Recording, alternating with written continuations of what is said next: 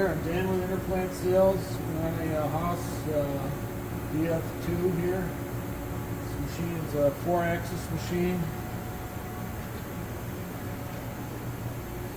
And it's got Renishaw touch probe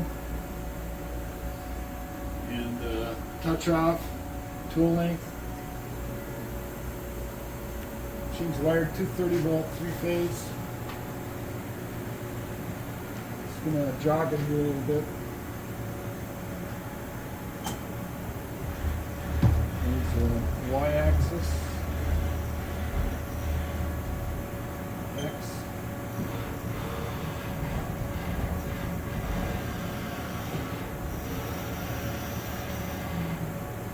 There's a z.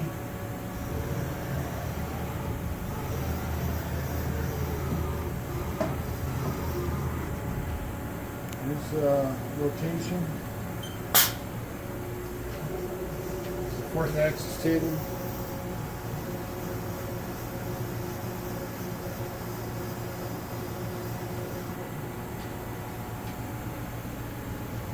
Take a nice clean machine.